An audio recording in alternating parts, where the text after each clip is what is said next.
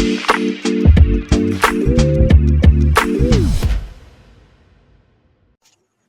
right, hello, and welcome back to the first edition here on the NFL Super Friends. It felt right, like a group of NFL friends on the internet who enjoy talking about football. Some of us go to wrestling school, some of us do political TV spots, some of us are just cold in their house and they want to put on their bathrobe because they were chilly and that's what they wanted to do. But that is how the Super Friends comes together on this fine Monday night. And that means JP Acosta of SB Nation is here. JP, good evening, sir. How are you? Doing great. Very, very sore. My legs feel like jello. But it's not even tomorrow. Like, if it's already sore tonight. Tomorrow. So I did go to I was when we went to pro wrestling school for the day. Tomorrow, it's probably going to hurt like hell. But today, I'm only a little sore. Well, there you go. You'll get through it. You'll get through it, JP. Also here, Jarrett Bailey of USA Today. Jarrett, you're fresh off vacation. How was vacation, sir? I was hoping, if I'm going to go somewhere that's going to be hot, just be hot so I can go in the ocean and let the waves drag me. It wasn't. But luckily, we had like a pool and everything, hot tub, everything at the house. So it was nice, see my sister, see my dad. It was a good time. But where'd you go? Outer Banks. Where's that? North Carolina. Oh, you went down to almost my country over here. Yeah, long drive. Oh, by the way, I don't know if anybody saw this. If you're from the state of Virginia and drive, I hate you so much. Wow, great way to start off the Super Friends. I know. Virginia, not a super friend of Jarrett Bailey's over Man, here. That place is the Wild West when it comes to driving. Holy hell's bells. I was not enjoying myself when I was there. What do you mean? What was wrong with it? Bro, I was at a yield thing, right? Like I had to go across a highway to get on a ramp to get back on a different highway. And so I'm waiting at a yield, and then somebody drives past me to the left, somebody drives past me to the right, and they converge ahead of me. I'm like, oh, okay, cool. I guess we just make our own laws here in the state. Oh, you're not built for the South. I've just heard is you are not built for the South at all. No. I'm sorry that I appreciate good driving and following. We call that in Orlando. We call that Disney traffic. Sounds like hell. That's tame for Atlanta. Like my wife almost lost her mind. Like I'm from Atlanta, Jared. That story. So bad. Yeah, you're in the. How are you cold right now? By the way, it's June. Well, hold on. I can explain why I'm cold real quick. Because my wife has it freezing in the house right now. Because good for her, man. Yeah. But the problem is I wish we could time it better because I want to be ready to go to sleep at that point. She's going to sleep now, so she has it on super cold, and I'm I'm still up, so this is gonna I'm gonna be kind of cold here for a little bit. I can't I'm not ready to transition to sleep. And God bless my future wife because she better enjoy a cold house. That thing's gonna be at 67, 68 degrees, and it's gonna be lovely. I mean, I don't know how people sleep in the summer with it warm. Anywhere in the 70s, there's no way I'm doing that. I can't be doing that. When I was living at my grandparents' house over the summer, his air conditioning was broken, and this is in Florida in the summer. It was. What were you doing? Windows open? What fans? How many fans did you have in your room at this point? Oh, we didn't sleep in rooms. It was too hot. We all slept in the living room on little. We took the beds and we put them out in the living room. We had all the fans around. Yeah, man, it was extremely hot. I could not imagine. I would meet God. That would be the end. I thought I saw him. He was sweating too. That's wild. I also just love I have JP to bond with over this because Jarrett's story I was expecting way worse, and I'm this is just he's northern. He's a northerner. He's not familiar with how Atlanta. I'm from the land of human decency when it comes to being behind the wheel of an automobile. That doesn't exist here. Atlanta traffic every day. You just dock off 3 hours because you're that's fine. I now even know if there's no traffic, you always have to have your head in a swivel. People are cutting off. Blinkers don't exist. If I ever decide to, just, try something else and move somewhere, I know a specific section of the country that I will just kind of cross off. Yes. I'll stay away from, and I'll remain up north with my brethren of normal drivers, and it'll be a good time. There you go. By the way, we're the super friends. What do we have, like, designated superheroes? Because I do want dibs on Batman, if that's okay. You want Batman?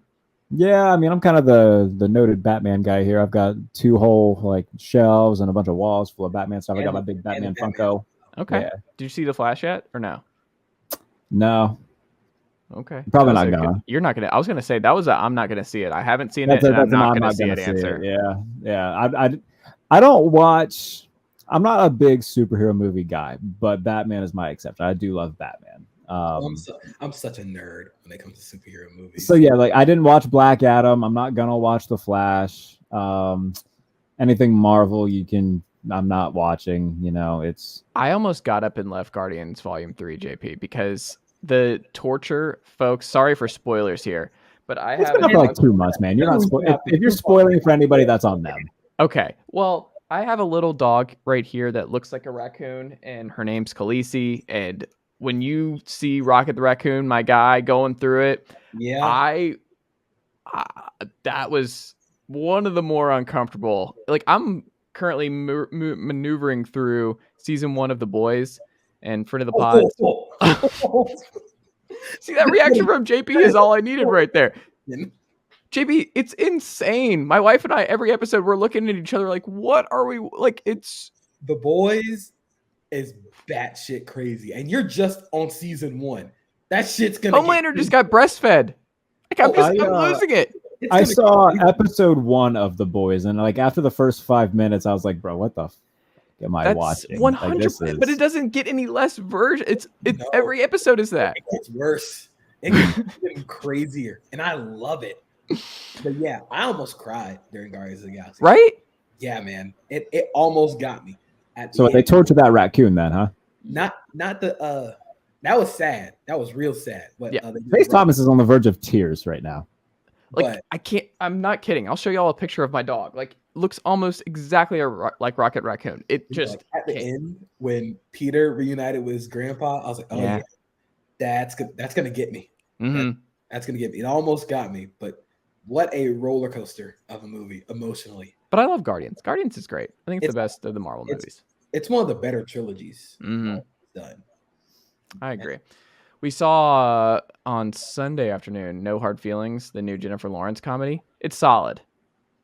It seems like something that Jennifer Lawrence like actually is interested in, or actually. She's funny. Like Jennifer Lawrence is legitimately like really, really good comedic timing. Really funny. She has a scene where she just beats 3 teenagers' asses naked. Like it's really funny. At wrestles, like she hits a rock bottom. All right, at one point. I mean, it catches you off guard. It catches you off guard, but it's top notch. The whole fight scene is one of the funnier parts of the movie because you don't see it coming because she's 32 and then proceeds to here's some more spoilers here, proceeds to beat up 3 teenagers who steal her clothes when she's skinny dipping with the other lead in the movie. It's pretty wild. It's pretty funny. Why didn't I get like an email about like they were casting for these said parts? I would have jumped on that immediately. It'd be the first super friend in the movie. I would have been the first super friend in line. If Rhea Ripley's ever in a movie and she beats the hell out of somebody, I'm in. I'm in. I'll do whatever they need me to do. I don't even need to go to wrestling school to learn how to take the bump. I'm in. Just hit me. Just hit me. Step on me, whatever you want. I'm here. Oh my god. I'll make the most of this trip. Wow. JP, what's your superhero? We got Batman over here.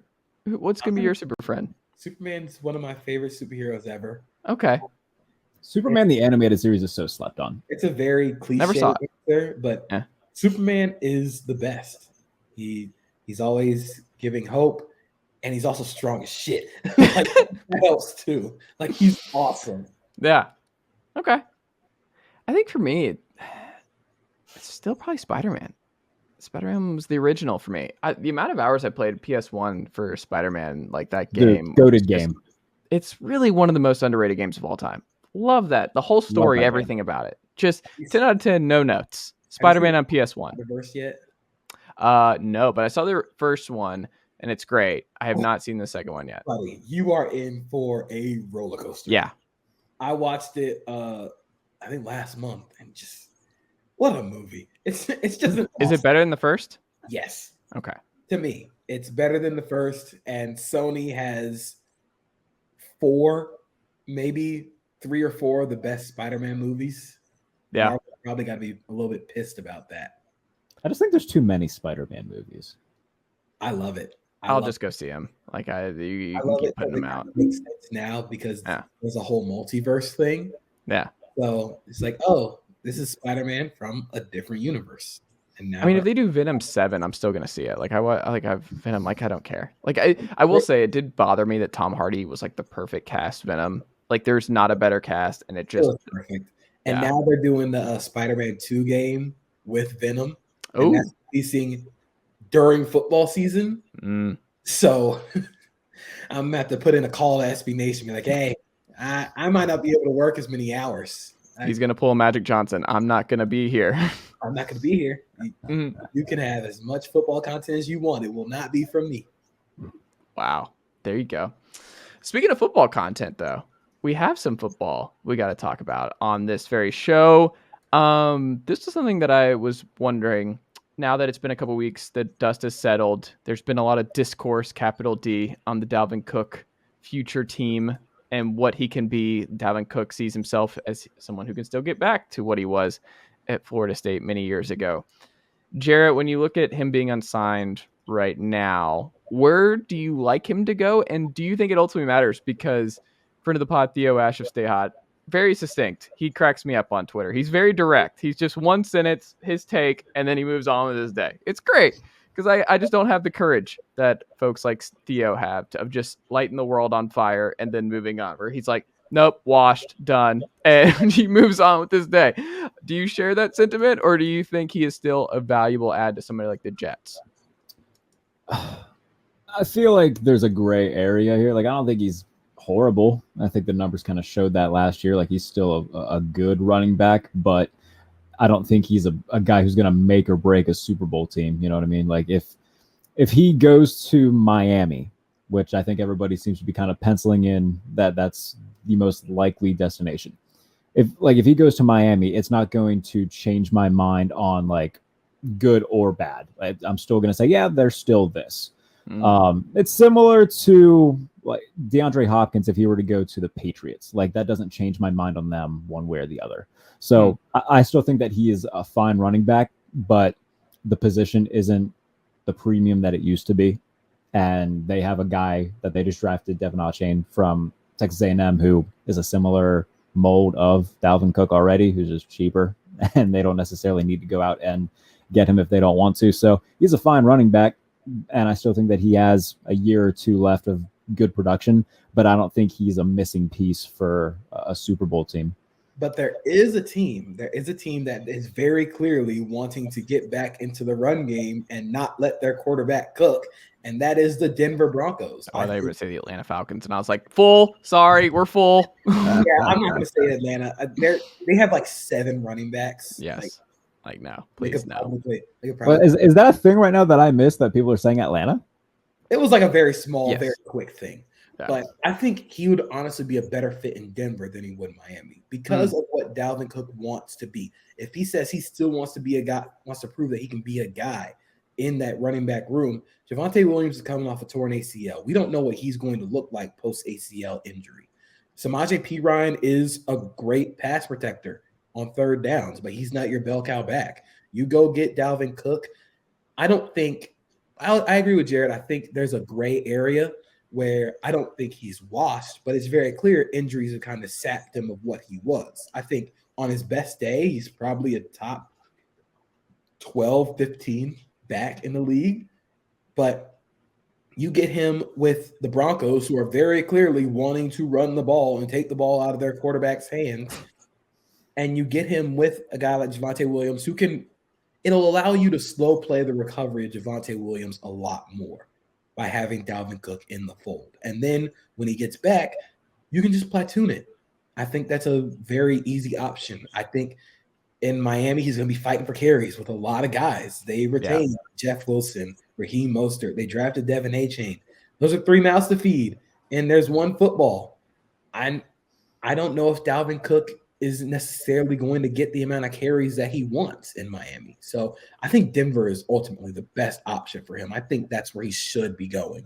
And to piggyback off of that, what JP just said, I mean, they just brought in a guy, Mike McGlinchey, who, coming from San Francisco, is very, accustomed to run blocking in a Kyle Shanahan system where he loved to run the ball. So I think that the way that they've built their offensive line as well is another a good, check on the list of, okay, yeah, it would make sense for Dalvin to go here. Sean Payton saw the let Russ cook offense and it's like, we're never doing that again. Ever. I just don't. Are you certain that they're going to have a good run game next year? Or they're going to have the offensive line and the scheme to actually have one? Because if I'm Dalvin Cook, like, this is a huge. You need to pick it right. So I understand like the mouths to feed issue in Miami, but it's like if injuries happen or you become the lead back, guess who always does well in the Mike McDaniel offense? Whatever running back gets a lot of carries. So it's like, do you take that kind of gamble and bet on yourself to get the majority of the carries in that kind of crowded room? I would take the scheme at this point in my career over the opportunity.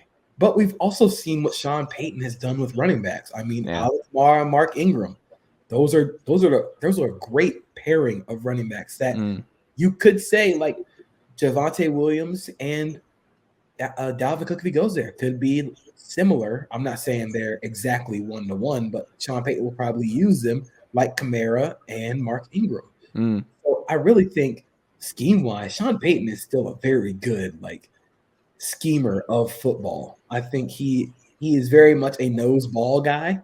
So you get him Dalvin Cook, he's gonna get the ball a lot. Yeah.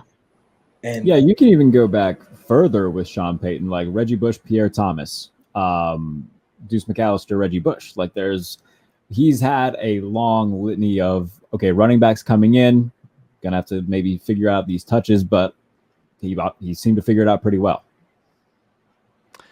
That's fair. The Broncos are just a huge unknown. We'll get to them in our offseason previews here. I'm not ready to make a definitive declaration on the Denver Broncos right now. I'm still not quite there, but I think. Do we know what their over/under win total is right now? Just at the top of our head, everybody. I thought it was 8.5. That's if their over/under win total is the same as the Steelers, I'm going to flip. All right, their over/under sits at 8.5. I'm angry. What the hell? That is stupid. So are you saying it should be higher or lower than the Steelers? I'm saying it should be lower. Here's the thing. Wow. I kind of understand. Joseph Patrick Acosta, I've had enough of you today already. Hear me out. Look, you bring in Sean Payton. He's worked. This is the very easiest cop-out thing. He's worked with short quarterbacks before. Oh, Jesus. Of course, Russell Wilson is not Drew Brees. But if there's anybody who can tell Russell Wilson to shut up and let Sean Payton cook, it's Sean Payton. Drew Brees could probably be in there, in Russ's ear, saying, "Hey, you got to go along with what he says." I don't think they're the same type of quarterback at all, but it's worth seeing if it'll work, And I still think that defense is going to be very good.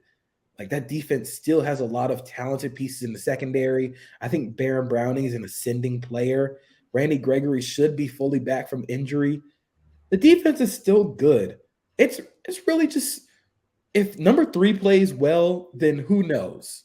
But that's why I think that over-under actually makes sense because worst case scenario, that quarterback is just not good anymore and the bottom falls out. But if the quarterback is just fine, who knows?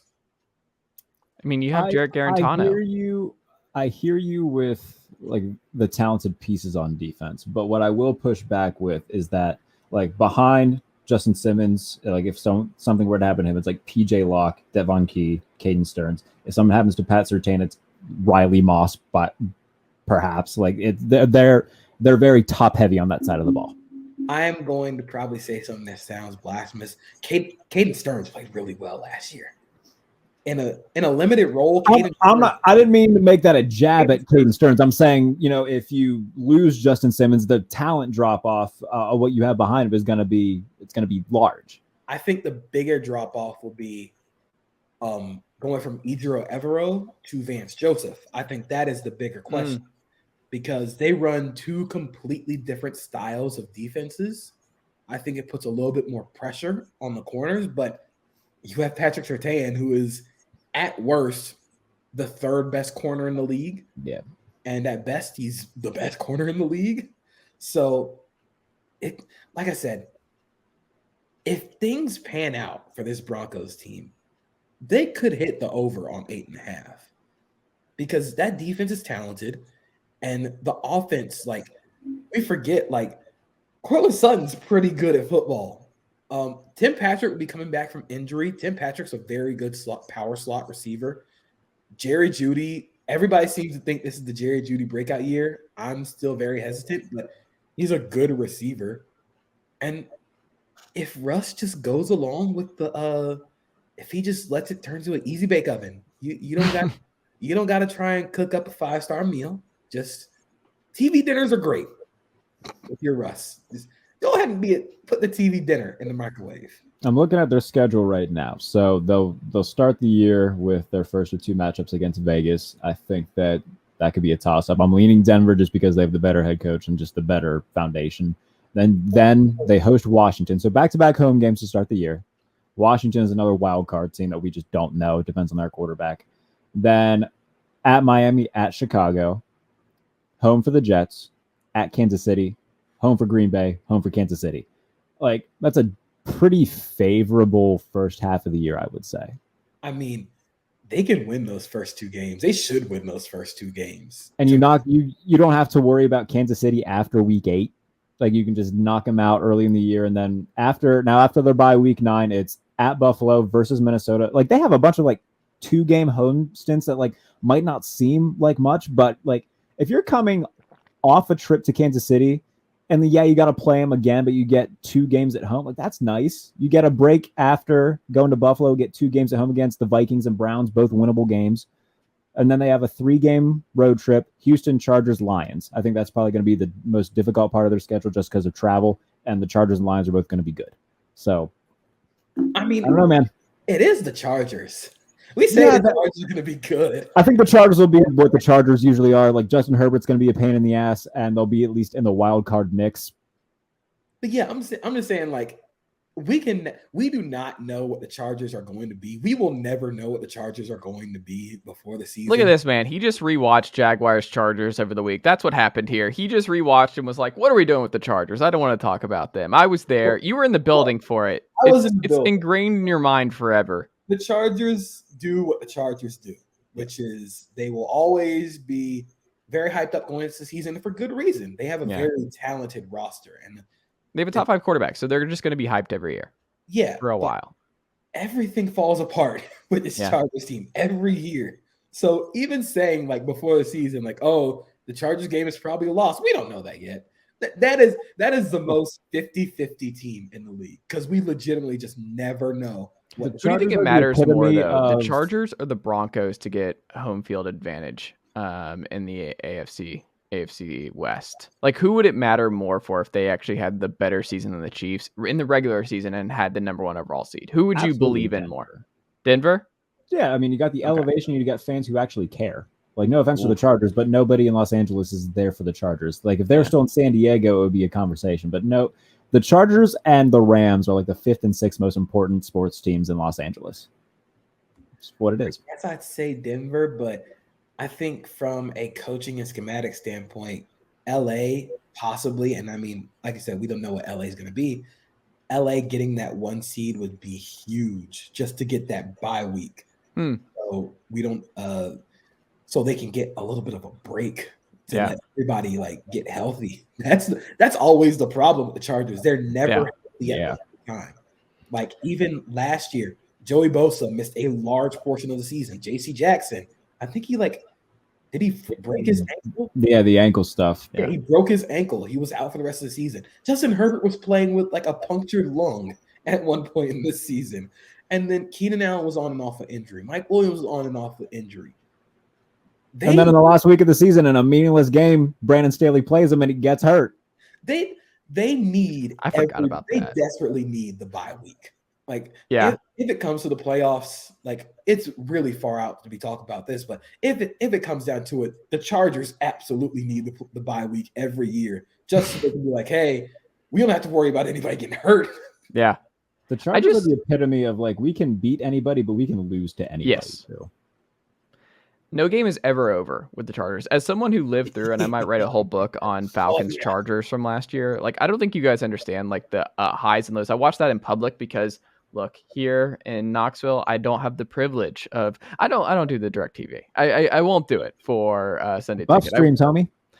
Look, part of the experience is me going in public with my vintage work done Falcons jersey from 2003 and just embracing the pain of what it means to be a Falcon fan year over year. And I go out in public and I remember I even told my wife that Sunday afternoon where I was like, this is going to be hell. Like, I hate that we have the Chargers on our schedule because I know how this game is going to go. These two teams are cursed in very similar ways. They're kind of each other in different conferences. Yeah, and there's going to be something weird. I remember there just being something weird. And I am just like, as the game's going on, and I'm like, of course this is going to happen with Taquan Graham. Of course he's going to fumble after making one of the biggest plays of his life, and he's going to give this game away. Of course the Falcons are going to lose to the Chargers where Josh Palmer is like their only, or not even Josh Palmer. He was out in this game. It was Carter. I don't even remember his first name. What was his first? Andre Carter. He was their number one option, and all he's doing is 5-yard over the middle slants. That's all he's doing over and over again. Herbert's getting killed. He has nothing open deep. Special. It was horrible. Like, it was one of the worst football games I've watched all year long, and the Falcons had no business losing that game, and they lose the game in like one of the more painful. Like, it's just etched in my mind. I can't escape it. I can't escape Chargers Falcons from last year. It was the worst experience. Hate the Chargers. The Chargers if they were bad. Yeah. The Falcons are like the Chargers' worst case scenario. That they are the chaotic evil. And the 2022 Vikings are the Chargers' best case scenario. Yeah, the 2022 Vikings are chaotic good. The Chargers are chaotic neutral, and the Falcons are chaotic evil. Like, we don't know what's going to happen in this game, but with the Chargers, it's a true 50-50.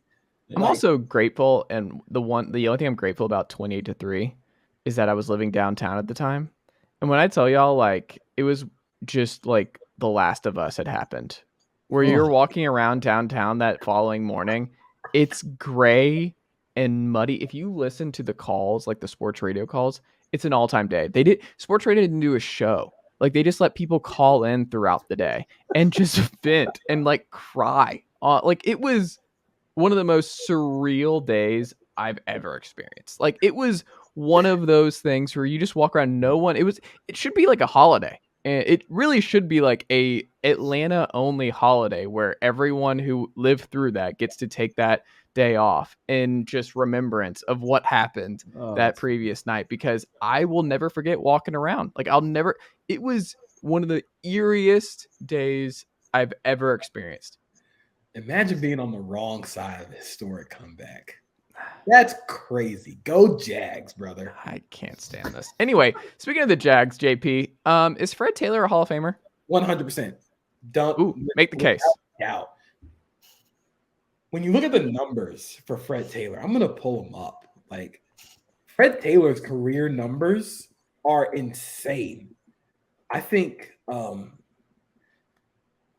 you look at, of course, like, there's going to be like, oh, he played in Jacksonville. Like, no, he was legitimately one of the best running backs in the league throughout his time, like, in Jacksonville. So for his career, 11,695 rushing yards, 66 rushing touchdowns.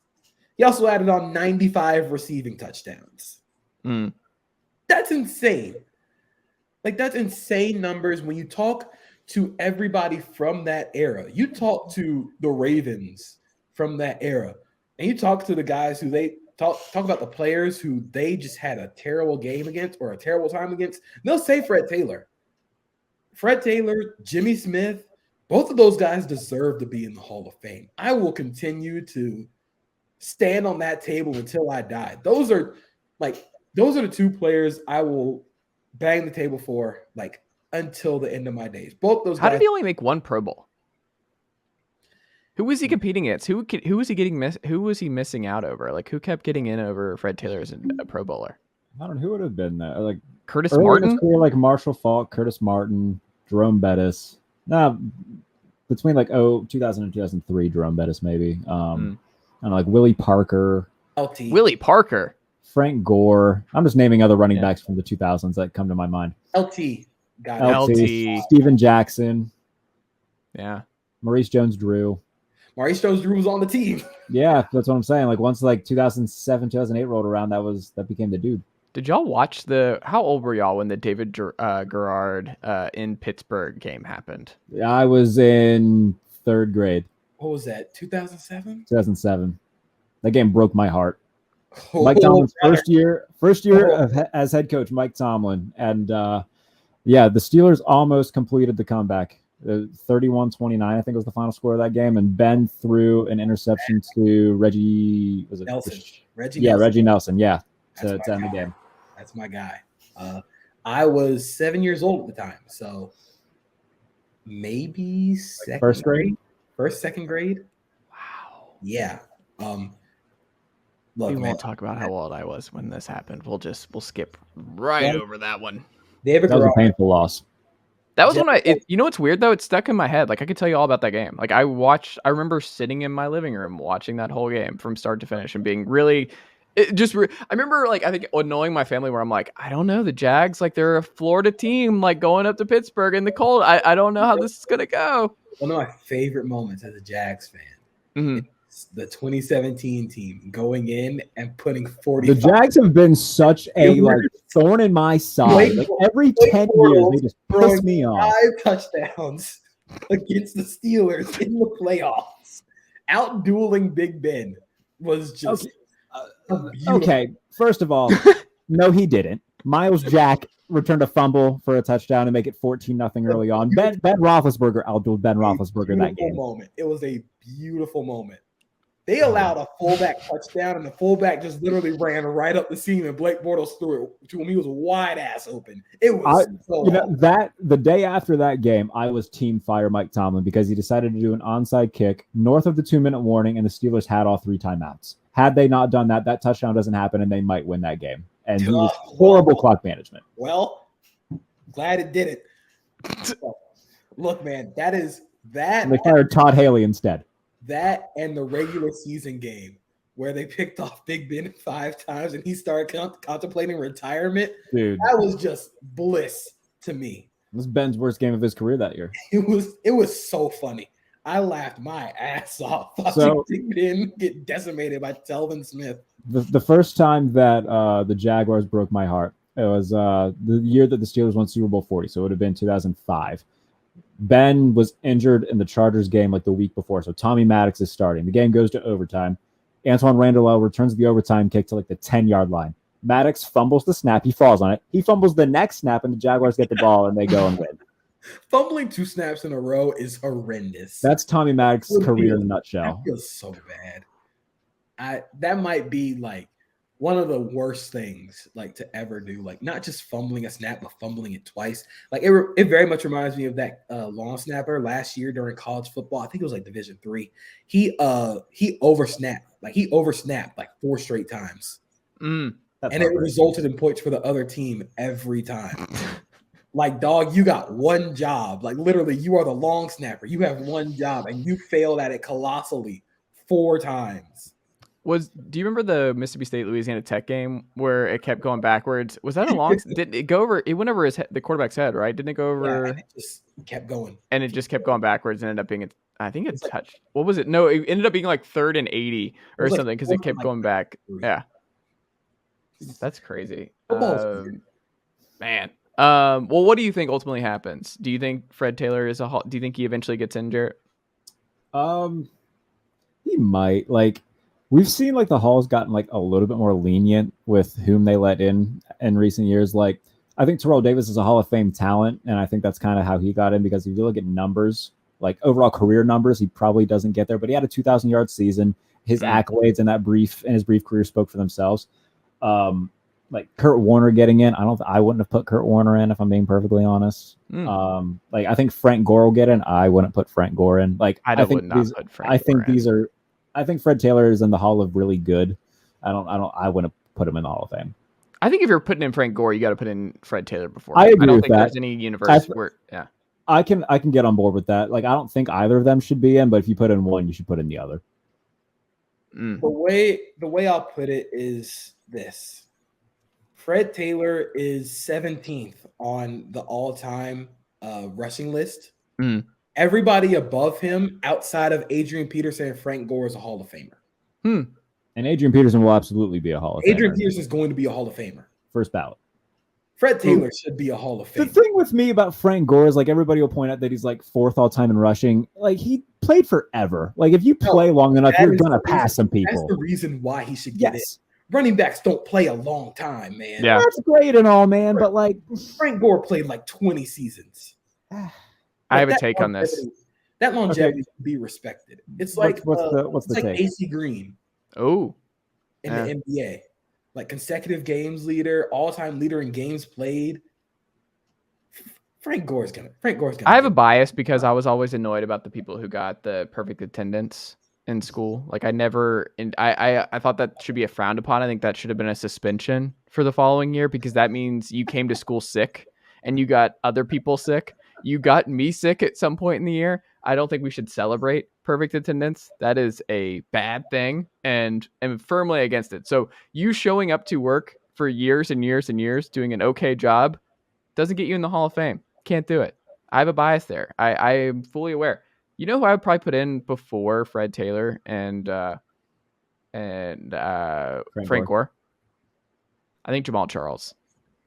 Yeah, I think everybody's kind of on board that he should be a Hall of Famer, though. Right? I feel like he gets no love at all. He is just a complete forgotten anomaly. But peak like Jamal Charles? He's kind of a people's Hall of Famer. Yeah, yeah. Like, he might not get in first ballot, but he's going to be in the People's Hall of Fame. Him and LaShawn McCoy will be in the People's Hall of Fame. Yeah.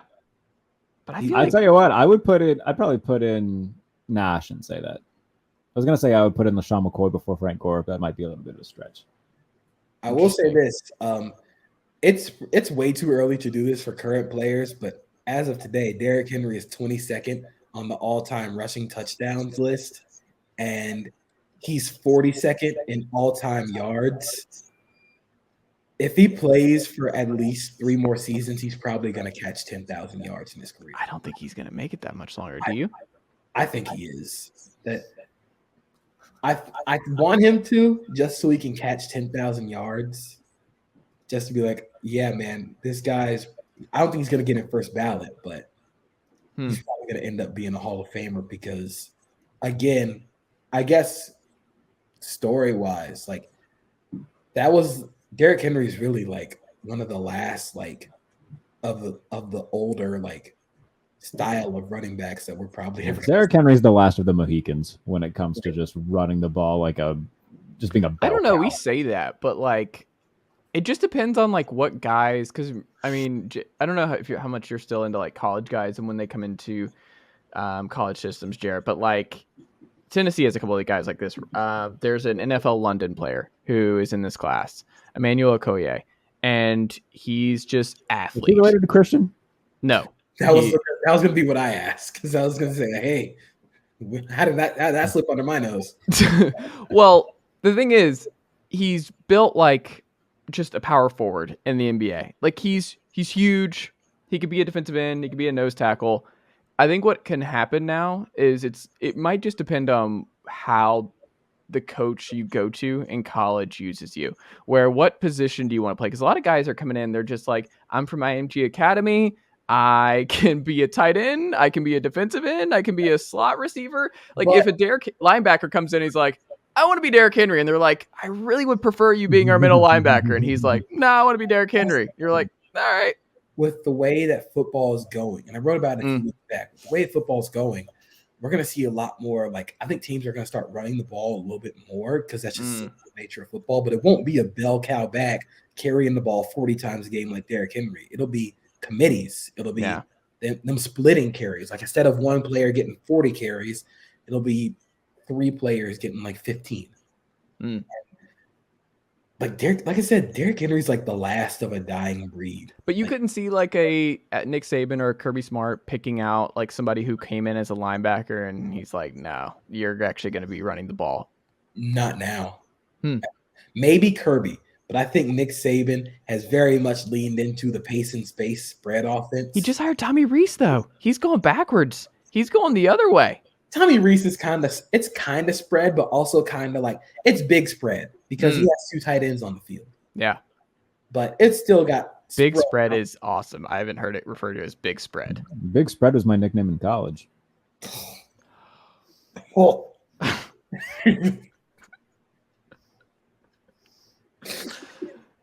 Best comedic timing in the business, ladies and gentlemen. Jarrett Bailey. Ladies and gentlemen, you never know what you're going to get on these Monday Night Super Friends. This is great. Last thing before we talk about this series that we're going to start tonight with, can they win the Super Bowl on the AFC South? Jarrett, Kirk Cousins bidding war in 2024. Mike Florio, PFT. Niners, and I love that Evan's not here to just lose his mind for this tonight. The Niners and the Rams. The Rams I didn't have on there. But when I thought about it, I'm like, this makes sense. The Rams don't have the picks. They're still in win now mode. Yeah. Stafford might just retire, and Sean McVay's like, I'm not doing a whole rebuilding project. No, you're going to bring in someone else who I might be able to win a title with right away. I hadn't considered the Rams. They have not been on my Kirk Cousins radar next year. I cannot wait to see what the Rams and Niners do to fight over Kirk Cousins in 2024. What a delight. And it's crazy, too, because like the 49ers were in on Matthew Stafford and the Rams just gave more to get him. So I could see a situation where if Kyle really wants Kirk Cousins, and everybody and their mother knows that Kyle's going to want Kirk Cousins. Like it's just except Evan. Evan's still in denial. He has not gotten to no. I think it's very much a thing that I think it's all but guaranteed that if the 49ers kind of have a rinse and repeat of what it's been, where they get to like the NFC Championship game and they fall short because of quarterback play, Kyle's going to just march up to John Lynch and bang the table and be like, get me Kirk Cousins. But how funny. You might already have him in Sam Darnold, by the way, folks. We would have I like the Rams idea, though, because Kirk Cousins is basically just Matthew Stafford light. And if Sean McVay in this world, if he wins Super Bowls with Matthew Stafford and Kirk Cousins, he should get a bust the very next day. That would be if he wins with both. He's in the conversation. So I think Matthew Stafford and Kirk Cousins, I don't think they're very similar in terms of play style, but I kind of see where you're going. That would be the stinkiest bidding war of all time. Let me get that out the way first. I notoriously like Kirk Cousins more than JP does, by the way.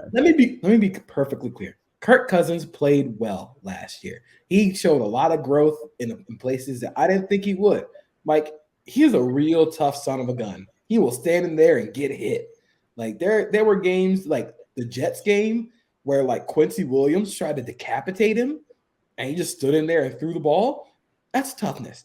You didn't see that a lot from Kirk Cousins. But you're bidding over Kirk Cousins in 2024. He's gonna be 36. And you have to pay him a whole bunch of money. Like, don't do Matthew Stafford was old too, JP. Matthew Stafford, it's different with Matthew Stafford. Let me point this out to you, though. Most passing touchdowns since 2017. Tom Brady, 193. Patrick Mahomes, 192. Russell Wilson, 181. Kirk Cousins, 180. Congrats. That is great. I just don't think Kirk Cousins is, like, at his best. What is Kirk Cousins at his best? Is he a quarterback that you can win the Super Bowl because of? I don't think because of. I think you can win with him. See, I think the Rams partially won the Super Bowl because of Matthew Stafford. I agree. Because of the way he played, because of the way that he threw the ball through that playoff run. We haven't seen Kirk Cousins do that. So I think there is a difference.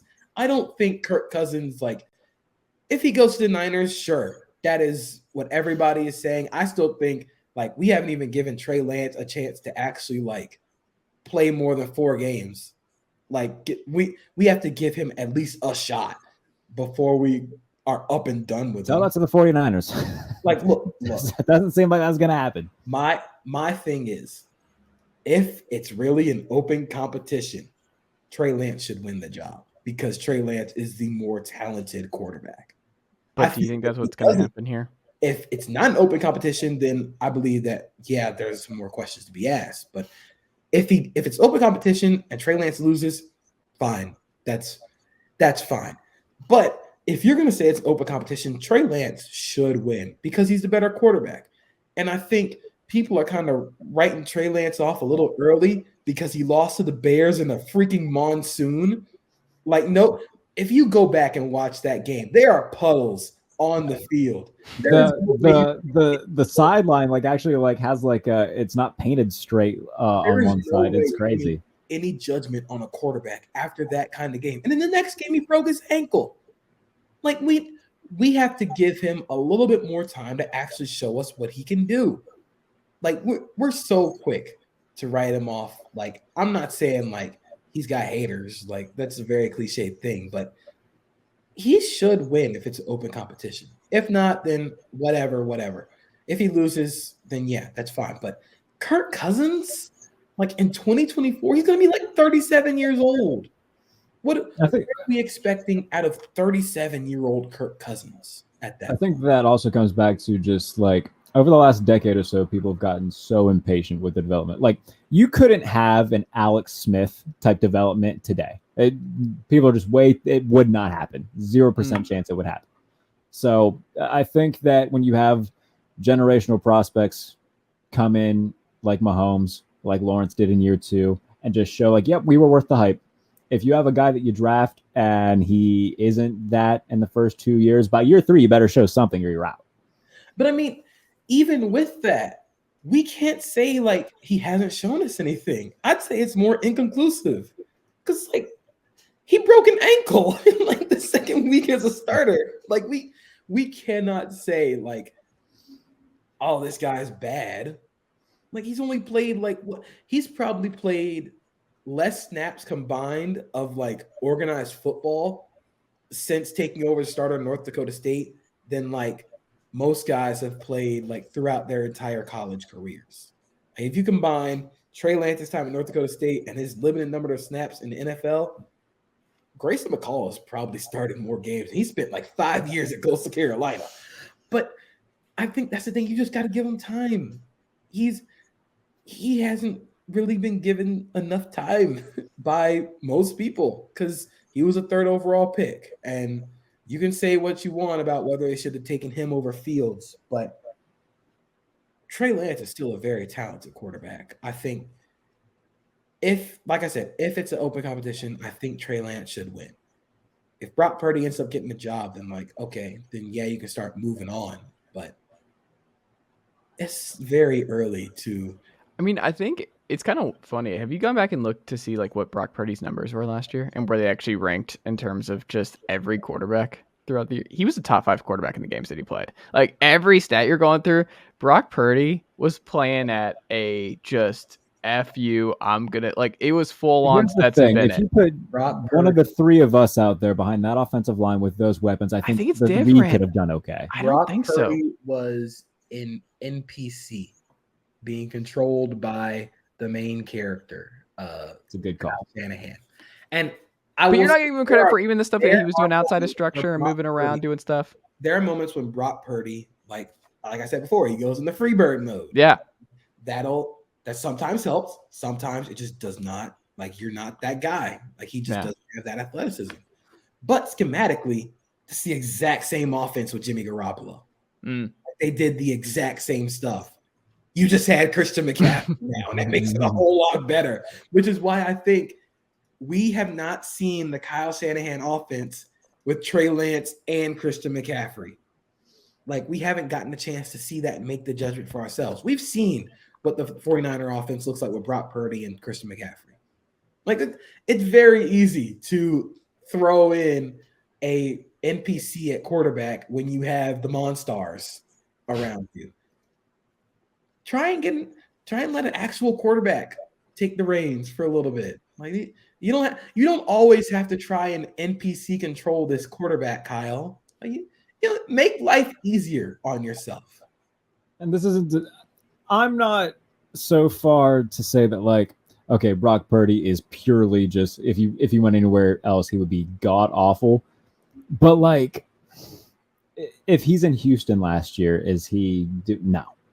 Like, I think that he's much closer to being just like a guy who had a really nice select few games. I think he's a lot closer to Nick Foles than, an actual top 10 quarterback. Like what Nick Foles was in Philadelphia when they won the Super Bowl, what Brock Osweiler was in Denver, something like that. I don't think that he's like this second coming for the 49ers. The pros for Brock Purdy is now if a quarterback gets hurt, you have a guy that can still run that offense.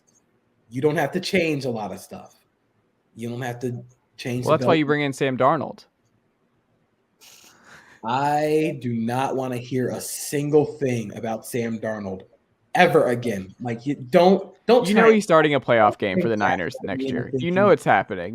Sam Darnold's starting a playoff game for the Niners. He's probably going to end up but all the quarterbacks are going to get hurt. He's going to end up throwing for 400 yards against the Cardinals, and everybody's like, "Oh, Sam Darnold Renaissance!" Let's slow down, buddy.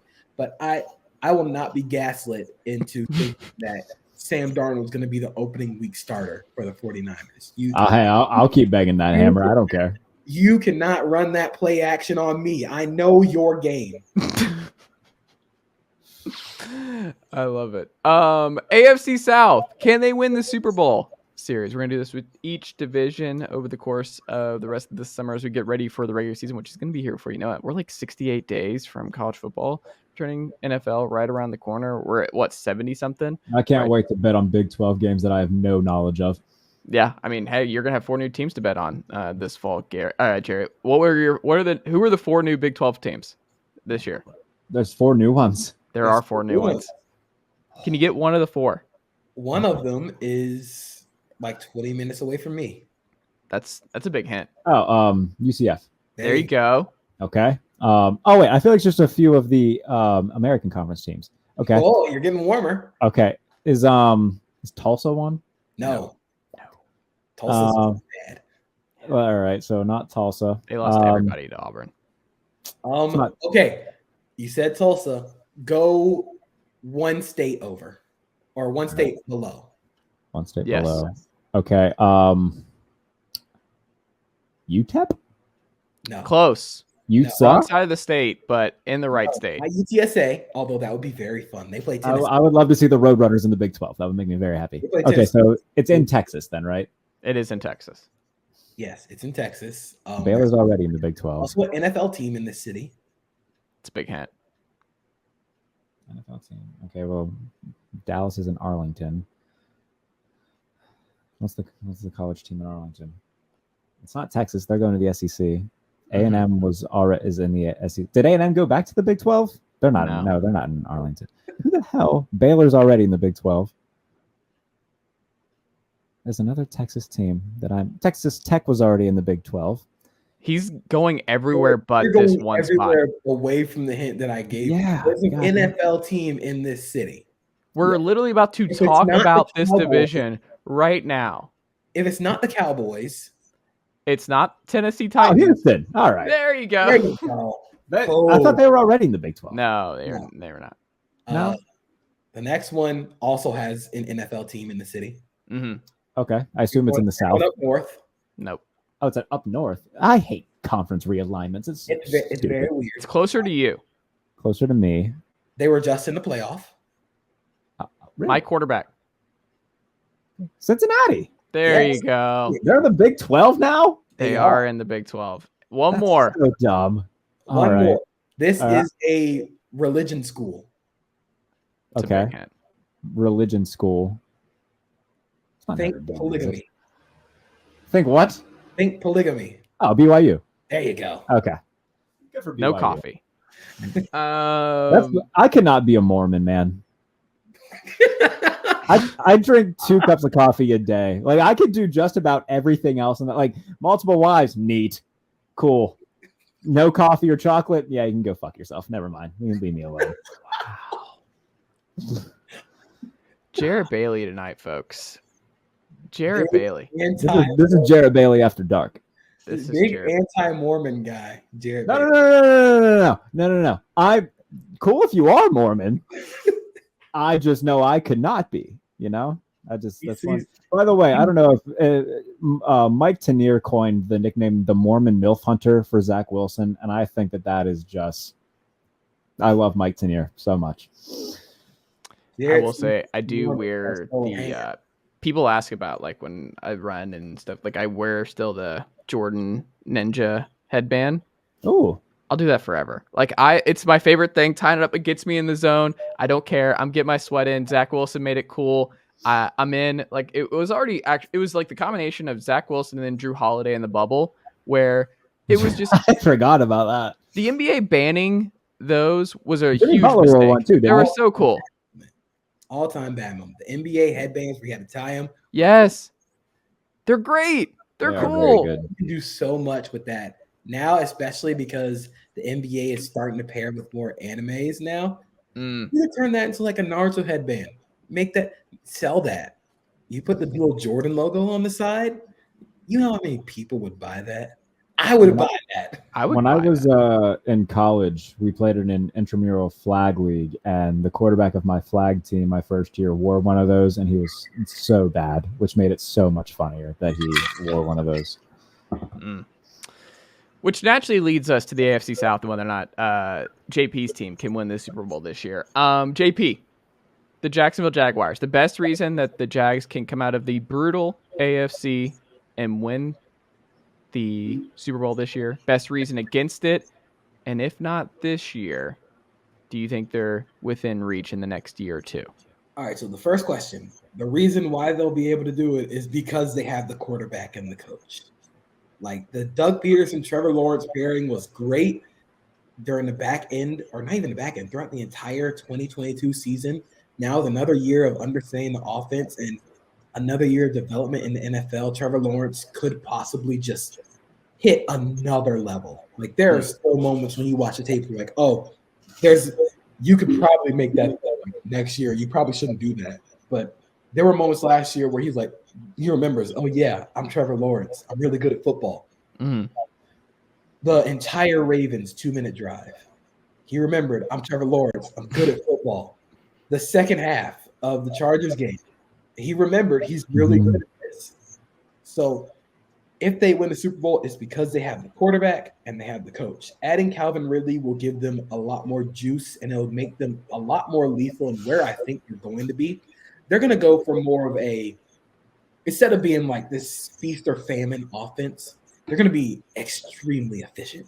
They're going to try and be brutally efficient. They're going to kill you with 6 and 7 yard completions. And then as soon as you go to sleep, Trevor Lawrence is going to throw like a 50-yard touchdown. And you're like, oh, yeah, he can still do that.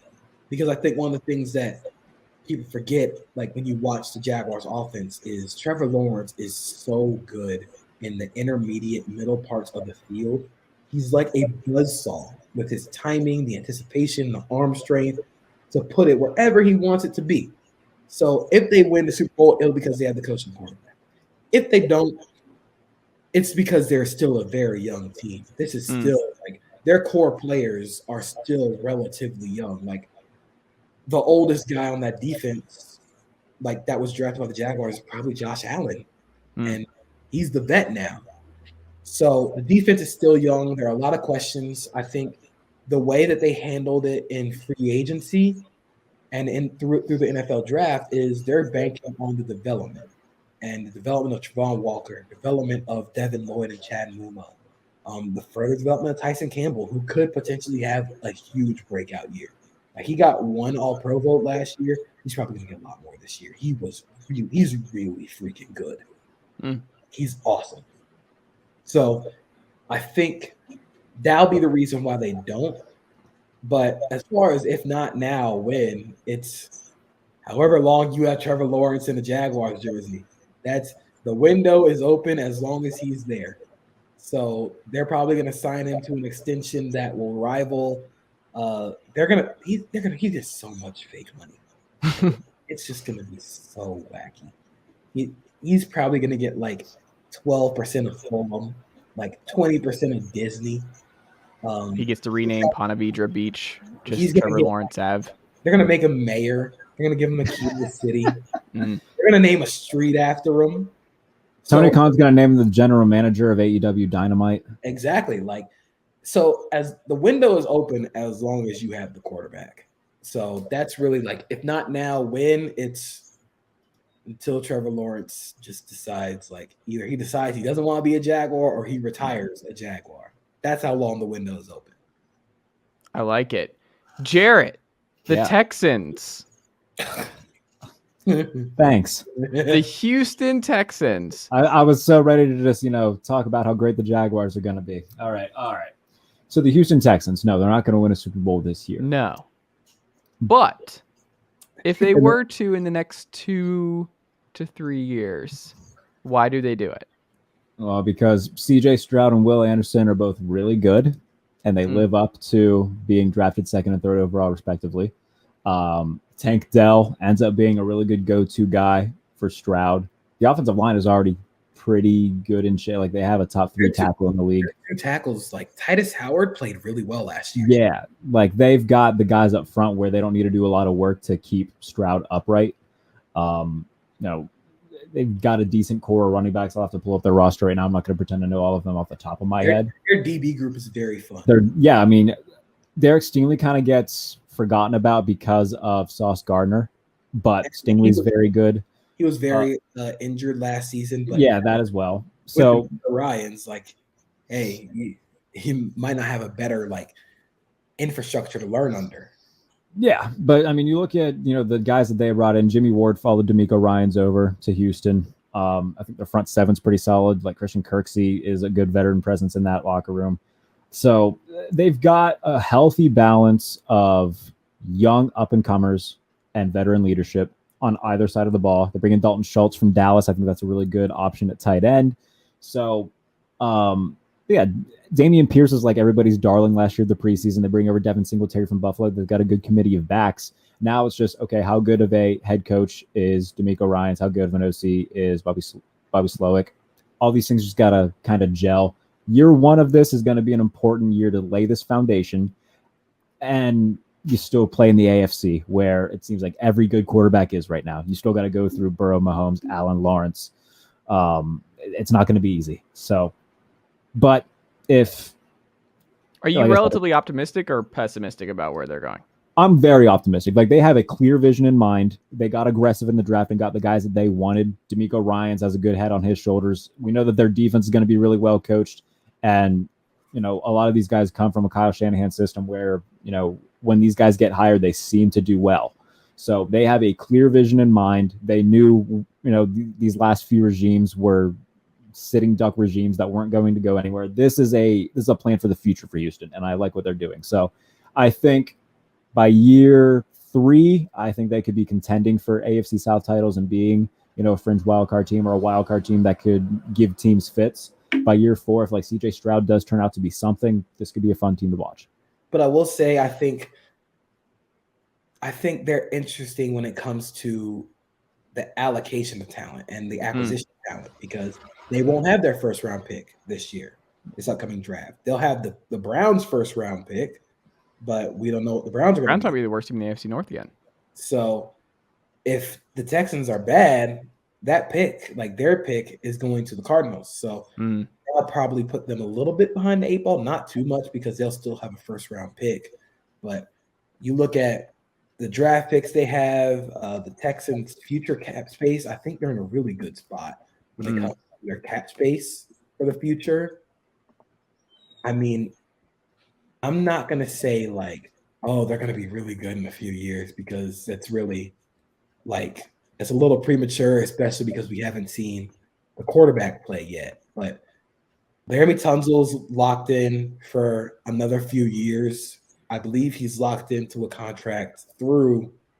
I mean, he just signed an extension. So isn't he the highest paid offensive tackle in football again? Highest paid offensive tackle in the league.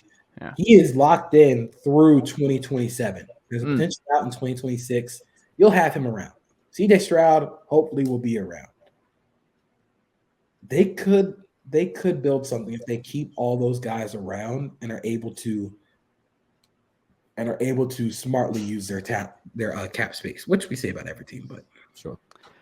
I think what's interesting, we'll talk about them in a second, but Here's where they're now going to be at, where I think Trevor Lawrence has established himself as a top 5 quarterback in this league for the next 10 years. Like, barring injury, the Trevor Lawrence shadow is just going to be looming large over the rest of the AFC South. And I think that's part of why the Colts and the Texans and even the Titans, to an extent, were all like, uh-oh. Go get a guy. Yeah, like, there's no more dilly-dallying around here. This is over. We have to figure this out, or we are never hosting a playoff game in this like next decade. Like, that we have to take some shots here now. And we could potentially be seeing what the Colts had with Peyton Manning. Yeah. Now in Jacksonville with Lawrence. In terms of just like their pure domination, because Jacksonville couldn't find a franchise guy for like they had Byron Leftwich and David Garrard for a minute, but that wasn't competing with Peyton Manning. The Texans and Titans couldn't find a guy. Like, that's in large part why the Colts dominated, is because they had a guy who's just head and shoulders above everybody. And I think we could see that now in Jacksonville. And it also makes it more exciting too, because I think one of Stroud and Anthony Richardson hits. I don't think both hit. I just don't think I see a scenario where all three are just playing at an all-pro level in the AFC South for the next 5 to 10 years.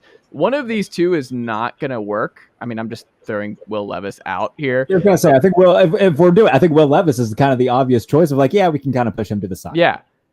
Richardson and Stroud, like, you could talk me into both right now, because Stroud, I think, went to the perfect spot for him, where we talked about the tackles. We talked about, like, John Mechie will be back in the fold. They have talent at running back with Singletary and Dameon Pierce.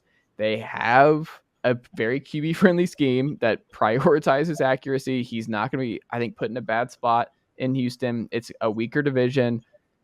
I don't hate it. I think the defense will be solid. Like, D'Amico Ryans will have this defense somewhere in the top 15 to 20 in defensive DVOA sooner rather than later. Like, I think I trust him more than Indianapolis, which leads us to Indianapolis. Are you, JB, are you a bigger believer in Indianapolis than? I don't know if I'm a bigger believer, but when it comes to the talent that they already have on the roster, I think Indianapolis is really good. Like, are you going to punch the ticket though that Richardson hits more? That Richardson is the hit, not Stroud. So I'm not going to say like this is the hit over Stroud. I think there's a more likely path to Stroud being merely good. Right? Yes. But if it comes to being great, like having one of those guys, Anthony Richardson can absolutely be that. Like, I think people kind of take for granted, like, we have not seen a quarterback athletically like Anthony Richardson. Like, we throw the comparisons to Cam. Cam ran a 4.5, 4.6. Anthony Richardson ran a 4.43 at 245 pounds. Like, and it's got a cannon for an arm. And the pocket presence, the pocket mobility is there. I think he went to the perfect spot in terms of schematics, what they're going to do for him. Shane Steichen will likely run the same offense they had in Philadelphia, which is prioritizing that run game and I think the biggest thing that they did was let Jalen Hurts develop while also building the offense around his ability to raise the floor with his ability to run. He raised the floor, but also elevated the ceiling in this second year. So the first year for Anthony Richardson, he'll probably raise the floor of the offense with his run game. You don't see a quarterback like that and say, oh, we just can't account for him. Like, we're not going to account for him in the run game. You have to account for him. But by that second year, he could probably elevate that offensive ceiling. And when you think about guys like Alec Pierce, who was really good on contested catches downfield, that'll be exactly what he does. Michael Pittman Jr., very underrated, very good receiver. I think he's 6'4", but he's not really a big body, like above the rim player. He's more of like an in-between guy. He's going to do a lot of running after the catch, get him over the middle. I think Josh Downs is a really nice fit. Defensively, they're still very, very talented. Like, DeForest Buckner is really good. Grover Stewart is really good. I'm not sure what Shaq Leonard's going to be because of all the injuries, but you're one of those corners hits opposite. You get Julius Brents to hit or Darius Rush to hit. Hey, we're cooking with something here. We're cooking with gas, because one thing that I really like that the Colts did this draft was they bet on athletic tools. They bet on the athletes. And worst comes to worst, that floor is elevated because you're a really good athlete. Like, it's a lot harder to teach a non-athlete to play football than an athlete to play football. The movements are so much different. So I'm not sure if I would say I'm betting on Richardson to be the hit over Stroud. I'm just saying if there is an avenue for both quarterbacks to be truly like quarterbacks that rival Trevor Lawrence in this division, I would say it's Anthony Richardson. I just look at it as like, if I had to bet in the next 2 to 3 years, who is like, I'm just forecasting who's more likely to go like 10-7, like in the next 2 to 3 years. I think it's the Texans. Who's more likely to not be in power anymore? Chris Ballard, among him and Nick Caserio. I think it's a huge boomer bust year. I'm not sure about the Indianapolis offensive line. Quentin Nelson quietly regressed a lot. Like, what does he look like this year? I mean, what if that I think a offensive lot line... of what was wrong with Quentin Nelson is the fact that he had 2 paint cans playing next to him last year. There's a lot of dysfunction on the Colts offensive line. So I also just don't like that receiving core. I mean, Pittman's fine. like Pierce is fine. Isaiah McKenzie's going to start. Like, they've got a lot of like just dudes who are like fine, but they don't have anybody that makes a rookie quarterback's job a lot easier. If you're a defensive coordinator, like I don't think you're being kept up at night being like, how am I going to stop Michael Pittman Jr. or Alec Pierce? I don't see that. But on the defensive side, like JP pointed out, like Zaire Franklin is also a really good linebacker. Just got a well-earned extension. Hopefully Shaq Leonard can stay healthy. I do love what they did drafting both Julius Brents and Darius Rush. Those are 2 of my favorite players in the draft, and they got both of them. Both of them are phenomenal athletes, and I'm excited to see how they incorporate them into the defense. So, is there any path to the Titans being not the worst in the next 2 to 3 years? Jarrett, is there a case you can go against it? If one of these 2 quarterbacks is worse than Will Levis, and like if Shane Steichen turns out to be like Adam Gase, and they're just god awful because of like his coaching, I don't see that happening in Houston with D'Amico. I just think that he's too smart of a guy. And are the Titans a sneaky, like good pick, like good early betting odd for worst record in the NFL this year? JP and I talked about this. I don't think they'll have the worst record in the NFL, but they will have like a top like 5-7 pick in this draft. But couldn't you see it? I think they have the worst offensive line in the NFL, right? They have the worst offensive line in the NFL. They also have the receiver group in the NFL. Yeah. But not where you want to be. Like, that's the thing. That defense is nasty. Especially against the run. Yeah, especially against the run. Jeffrey Simmons, Tahir Tart, Danico Autry, those are monsters. Those are just dudes that are going to eat you alive for 60 minutes. And that's the thing. Like, Vrabel raises the floor of any team right now. Like, he is that good of a coach where, you look at this roster for the Titans, you say, that's a 4-win team. It's probably at least going to be a 6-win team just because he's that good of a coach. He's going to get the very best out of these guys. Yeah, the offensive line lost a lot of pieces. Ben Jones left, Nate Davis left, Taylor Lewan's gone. They brought in Andre Dillard from Philadelphia, though, who, like, is supposed to be really good. He was a first-round pick, but the Eagles' offensive line is also just really good, and he never really saw the field. So they're banking on him, on his potential.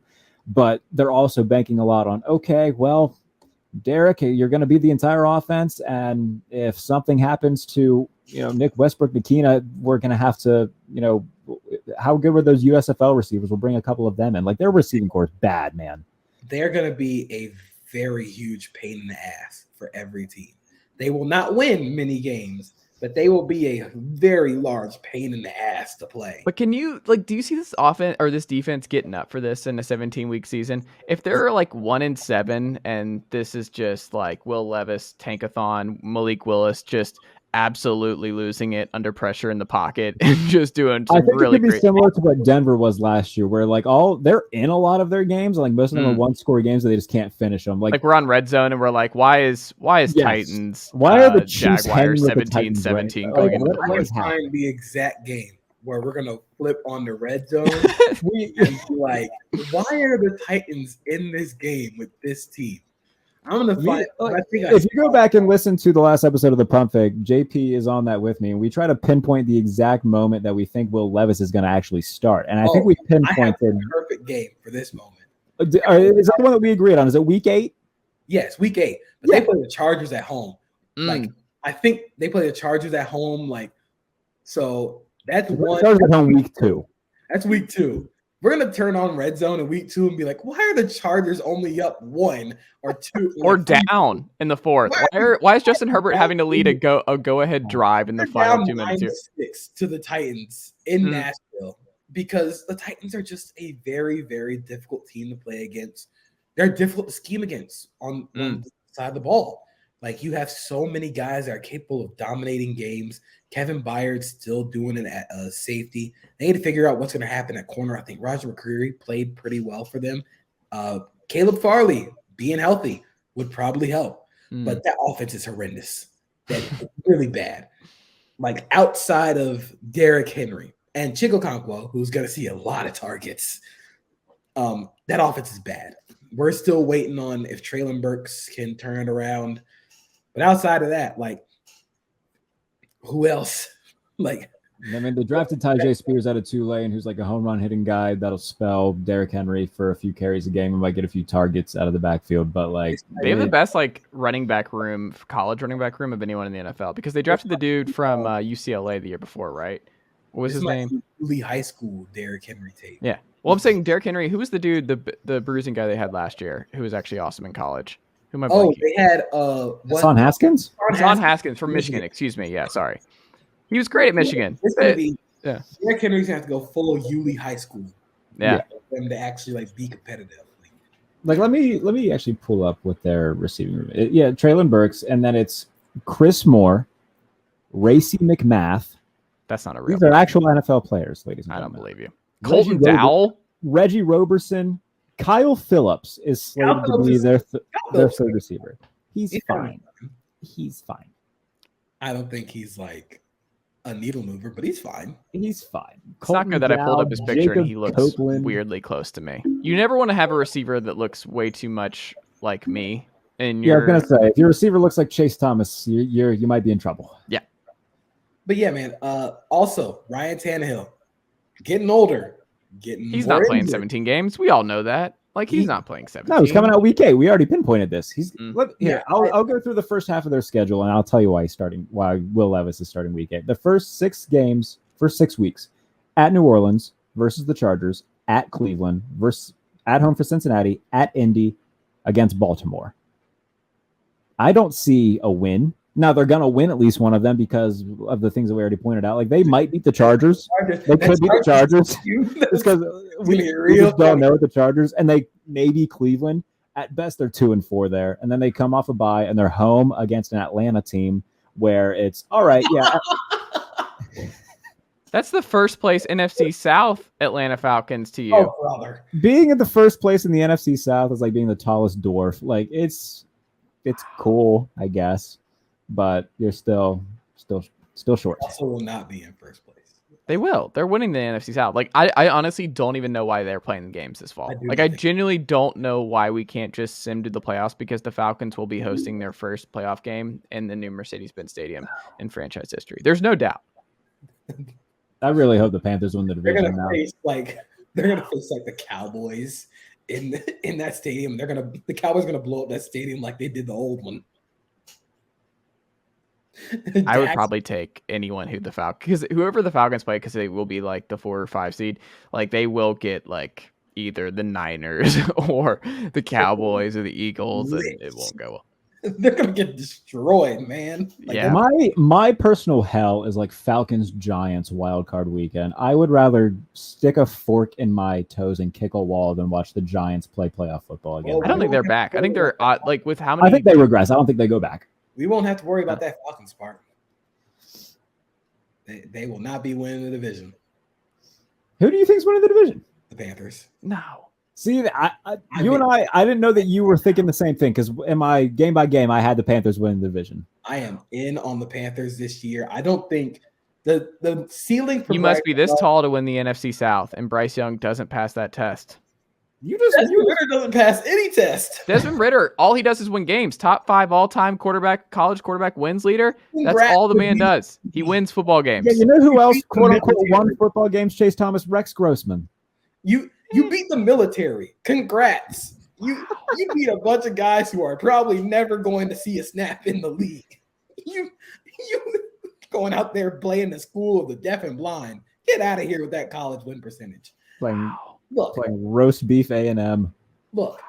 The reason I say the Panthers is Y'all I don't chose know violence what on my the ceiling Falcons for tonight. Bryce Young is going to be. Yeah. But on his floor, he should be a good quarterback, especially in Frank Reich's offense that'll emphasize a We're lot riding Daddy Frank Reich. and quick game. It's going to look it's going to look very similar to what Tua likes to run with the quick game, the RPO.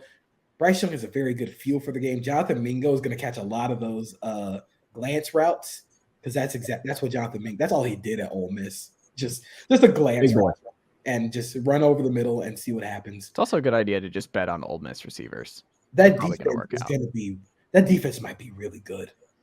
I'm excited about that defense. The Panthers defense might be really good. Ejiro Evero comes over from Denver. Brian Burns is an ascending player. I think he is going to be awesome this year. Derrick Brown had spurts of good play. You find another corner opposite J.C. Horn, and hey, man. C.J. Henderson. Okay, don't get me started. Hey, man. Like, look. I think I'm in. Von Bell brought over from Cincinnati, playing deep. They got a lot of safeties, too. They have a lot of them. They can flood the field. I'm sorry, what are y'all doing with Bijan Robinson in the slot? What are you doing with Bijan in the slot, Tyler Algier in the gun, Cordell Patterson in there surrounding him? You have Cordero on one side, you have Tyler Algier on the other, and you have Bijan in the slot. What are you doing with that? You're not doing anything. Quarterback won't get him the ball. He doesn't have to. We can wildcat this thing to 10 wins. Who cares? This is 2008 Miami Dolphins, Chase Thomas. They could. Ronnie Brown and Ricky Williams aren't going out there. Bijan Robinson might be better than all of them. So your best option on offense is to not play the quarterback. No, Drake London had a great year last year. Marcus Mariota was god awful, and Drake London was maybe the best rookie receiver in football last year. Drake London is a star. Kyle Pitts wasn't even healthy. You get a healthy Kyle Pitts, Drake London, Bijan Robinson. It's skill position talent galore. You need AJ Terrell, come back here for Jeff Okudah and Mike Hughes. Who's not behind? Jesse Bates, Roman the secondary. Jesse Bates out here in the middle. Drafted him 4th overall for a reason, and that's because he's not good at playing outside. He's going to have to play inside. We're putting a lot of faith in Desmond Ritter. A lot of it. I know it's warranted. Right? I don't know if you saw this or not. Desmond's been in the weight room. I don't care how big he is. He's strong. I like their roster. I do like their roster. Does in the offseason. Many are saying he's an older Trevor Lawrence anyway. You know what this is sounding like? This is sounding like Auburn Bo Nix. He's having fun. He's healthy. He's well rested. Dark horse for the Heisman. And then goes out and does terrible. He can't do terrible. Like, I don't think he's worst case scenario like Kansas City Alex Smith. Like, that's the worst case scenario. Don't do that. Sir. Worst case scenario. Worst case scenario, he is last year Ryan Tannehill. Oh, wow. That's exactly who they're trying. That's exactly what the Titans want Desmond Ritter to be. He said going into the draft last year, his best comparison is Ryan Tannehill. Also, I wouldn't have hated them just trading for Ryan Tannehill and not doing any of this. You are Ryan Tannehill. Get out of my face, dude. Like, there's a reason they drafted. Hey, hold on. Ryan Tannehill got to the number 1 overall seed of the AFC. Yeah, look where that got him. They got boat race. So we're gonna Derrick Henry almost ran for 2,000 yards that season. Bijan, Tyler Algier, and Cordero Patterson together? Derrick Henry actually ran for 2,000 yards that However, could those three get to 2,000? Here's the thing, though. When has, especially in today's NFL, having a really good running back, what has that gotten most teams? Yeah, the Titans have been a playoff team. Hasn't won them anything of importance. It's not even that for me. It's... You just don't want me to have nice things. Teams that try to hide their quarterback. Like they do. The game plan for the Falcons this year is just don't let Desmond Ritter screw it up. Don't let him get the opportunity to screw it up. What if he gets the year 2 bump from? What if he's like this year's Jalen Hurts? Chase. Oh my God. You're not gonna like my quarterback rankings that I'm releasing here in a minute, bud. We're being so what are we doing? Captain. Look. It's June 26th. That's what we're doing, JP Acosta. Ritter me this. Falcons are you Jackson, man. Don't do that to me. Look, I'm very vocal on the I think I may have just killed Jarrett with that one. I'm gonna have to wait to see it to believe it with Desmond Ridder. I'm the same way with Sam Howell. You got to show it to me first before I can actually say like, oh. I think Sam Howell's ceiling is higher than Desmond Ridder's. Oh, I feel like the kombucha. Sam Howell is just poor man's Joe Milton. No, Sam Howell. Sam Howell lost everybody that was worth a piss going into his senior year in North Carolina. Still put up decent numbers, and everybody decided that he sucked. What are we doing? We're not gonna go past Sam Howell, poor man Joe Milton. He just did. Because what? Poor man's Joe Milton. I'm gonna be thinking about that all night. Am I wrong? Yes. What's going on here? I think Sam Howell will be fine. I don't think so. I have to see it. I want to see it first. He can throw a great deep ball. He still needs to show that he can read an offense or read. I'm saying though, like if I had to pick, like I only had two options, and I had to pick either Desmond Ridder or Sam Howell for this season, I would probably pick Sam Howell. If you want to pick the Washington Commanders, like that's on you. Then bet against the infrastructure that the Falcons have built. I'm sorry. You know what gets delivered? The infrastructure. Dude, how many playoff appearances do they have in the last decade? Hold on. No. Hold on. Well, look. Ridder me this. Stop saying that, Chase. Which one of the head coaches has a family history of delivering when it counts? Would it be? I do not want to hear about FedEx man. If I had to say like which quarterback I'd place more faith in, like in terms of, this is gonna be so difficult. Like, if I had to trust a quarterback to just be okay, it's probably Desmond Ridder. Thank you. That's what we were looking for here. Like he'll just like best case scenario, he's a Kirk variant. Sounds like an illness. Kirk Cousins on this show. Like a Kirk variant sounds like an illness. That doesn't sound positive. It's like, you know how they have different variants of Loki. Mm-hmm. It's different variants of Kirk Cousins. So you have regular Kirk. It's like a scale. It's like a sliding Kirk scale. You have regular Kirk. You have Kirk heavy, which is Derek Carr. Well, I mean, I don't know if he's Kirk heavy now. He's more like Kirk light. Kirk light is Mac Jones, the Niners QBs. Derek Carr. I'll give you that, Chase Thomas. I would take Desmond Ridder over Mac Jones. Whoa. I'm not even going to get into that right now. But yeah, like, Desmond Ridder at his best will probably be like Kirk light. He's definitely the best number 9 in the NFC South. He won't be Kirk heavy, but I guess the thing is for the Falcons, like he did. He's back to 9.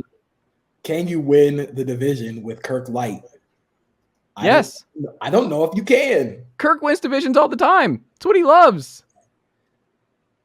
All the time is a stretch. I think he's won like 2. I didn't even win that.